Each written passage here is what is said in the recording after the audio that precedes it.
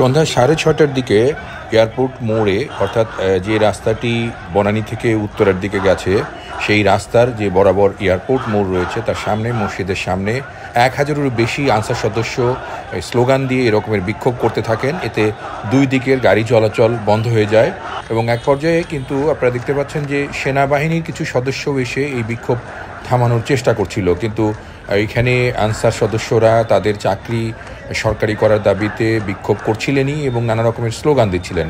এবং এই পরিস্থিতিতে উত্তরা থেকে আসা অর্থাৎ ময়মনসিংহ রোডের যত গাড়ি তা কিন্তু এয়ারপোর্টের এই মোড়ে আটকে পড়ে। আবার অন্যদিক থেকে ঢাকা শহর থেকে ছেড়ে আসা ময়মনসিংহগামী কিংবা উত্তরাঞ্চলগামী যে সকল যানবাহন ছিল তারও অনেক যানবাহন কিন্তু দুই পাশে আটকা পড়ে। তো বস্তুতপক্ষে সন্ধ্যার ওই সময়টি এয়ারপোর্ট রোডে এই আনসারদের বিক্ষোভের কারণে এক ধরনের অচল অবস্থা তৈরি হয় এবং তারা বেশ কিছুক্ষণ সময় ধরে তাদের চাকরি জাতীয়করণের দাবিতে বিক্ষোভ করতেই থাকেন। এবং আপনারা জানেন যে এই একই দাবিতে কিন্তু তারা কয়েকদিন আগে প্রধান উপদেষ্টার বাসভবনের সামনে বিক্ষোভ করেছেন, তারা বঙ্গভবনের সামনে বিক্ষোভ করেছেন এবং তাদের চাকরি জাতীয়করণের দাবিতে তারা একের পর এক এরকমের ঢাকা শহরে কর্মসূচি দিয়ে যাচ্ছেন।